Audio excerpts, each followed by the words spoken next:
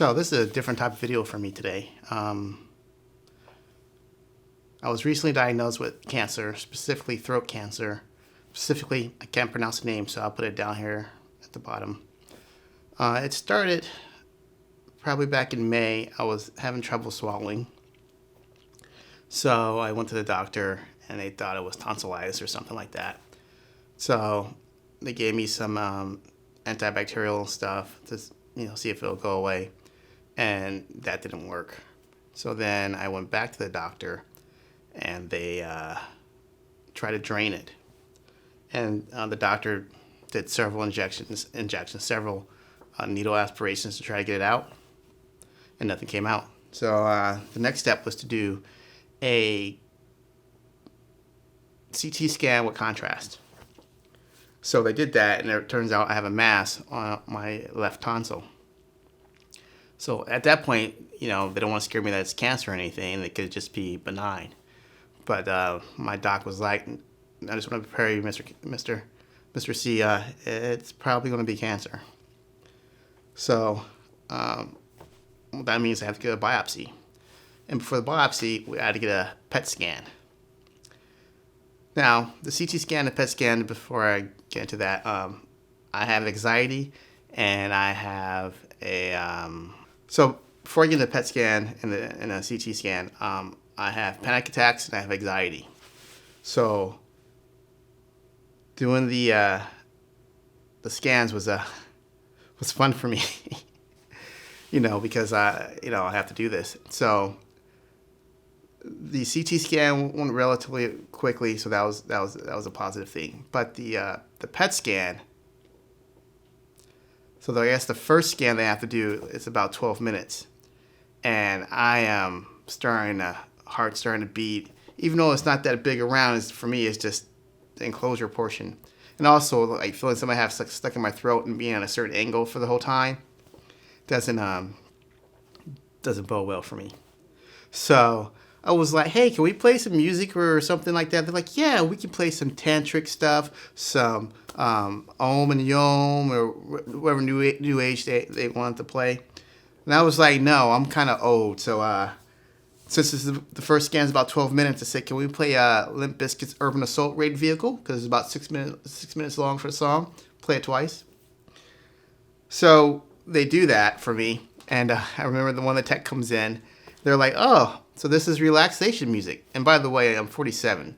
So I'm probably older than everybody in that room by at least 20 years. So they're probably like, who the hell is he playing? So, it starts off, play that track. Play that effing track, And so I'm just singing it in my head, to get through it. And they forgot to put it on repeat. So they're just playing that whole album. And I'm going through there. I'm like, this is like the fourth or fifth song. This is way longer than 12 minutes. So that went on. Then I had to do the second scan, which is supposed to be about 7 minutes long. And that turned out to me to be like about 10 minutes long. So anyways, I get through that. And then the next day or the day after, I have my biopsy. So I'm retired. So I take pictures in my spare time. Because that's all I do right now is take pictures in my spare time because I'm retired. So as they're wheeling me back into the OR room, and I'm looking at the walls and everything, I'm like, hey, doc, your room is really, really white. You know what y'all need up in here? 18% gray. It'll make the lighting much better, get them laughing and everything. So anyways, they did the biopsy, and it came back of having cancer. I can't remember the words because they're big long, so I'm going to put them down here at the bottom as what kind of cancer I have. So my options now are to do TORS, which is transorbital robotic surgery, which is the minimally invasive surgery for my throat cancer, or I can do chemo and radiation. And they all have their pros and cons. So we'll start with chemo and radiation. With chemo and radiation, as far as I know, I still haven't talked to chemo and radiation people to give me feedback. So I just did some search on the internet and talked to my sister who had breast cancer. Is that you get chemo and radiation and you could be fine for the rest of your life, or you get chemo and radiation and you have problems down the line. You just don't know. But with the surgery, what they're hoping for, if I do the surgery, that they can get all the cancer out of my mouth. I also have to get a tonsillectomy, and we'll talk about that in a minute. If they do the surgery and then get clear margins or positive margins, then we're done, and I don't have to do chemo or radiation. So the only drawback with that is that if you can't get clear margins, then he did the surgery for nothing, and I still have to get chemo or radiation. I won't say he did the surgery for nothing because I'm not sure if they still have to pull my tonsils out or not. But if they do that and I still have to get chemo or radiation, then that's triple whammy. The other thing is with the surgery, I might just have to get radiation, but we don't know any of that stuff until I have my surgery, which is on August 6th, by the way. That's when I have my surgery. So the tonsillectomy portion is what is going to hurt. It's going to be about a 2-week recovery just to get a baseline so we can see what my new normal is. So what we're hoping for is that they don't have to take too much out of my throat. It's just a tonsil mass and a little bit off the tongue if it's cancer is there, or in the back of the throat. It just depends on what they see when they go in for surgery. Right now, the best thing they always say is not to stress. So for me right now, the reason why I'm not stressing as much as I am stressing is that I don't have to pay for anything. Well, I shouldn't say I don't have to pay for anything. I have to pay my deductible. But I'm retired military, so essentially this is free for me. It's not really free because we know how that works. But for argument's sake and purposes, it's free for me.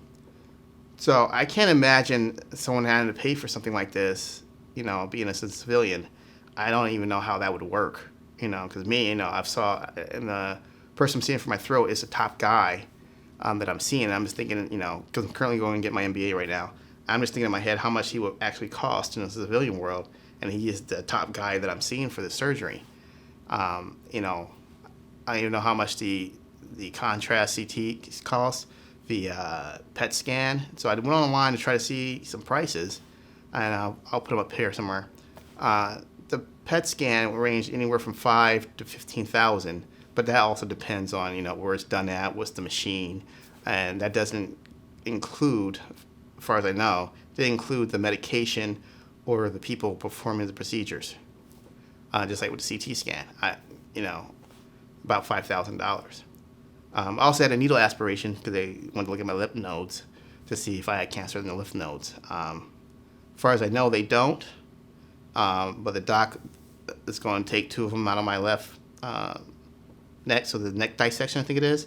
I don't even know how much that cost, So at the top of my head, just with those 3 things and not seeing the ENT like I was seeing, I'm already up to like $75,000. And I don't see how someone can have the money to pay for all that.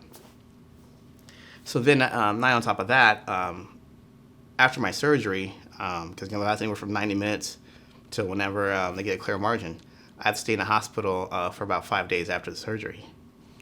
And that stay, I don't know how much that will cost either. So I think I'm just ranting about here in America I don't know why we have an aversion to a public option or Medicare or Medicaid for all. It's not free. You pay for it in taxes. But who wants that burden of trying to figure out how they're going to pay for something? So right now, I'm also probably going, that's just an overview of what's going on with me right now. I'm going to do more of these as it comes up. Right now, I'm just really glad that my mother would be here to help take care of me. So I'm thankful for that. So we'll see you in the next one.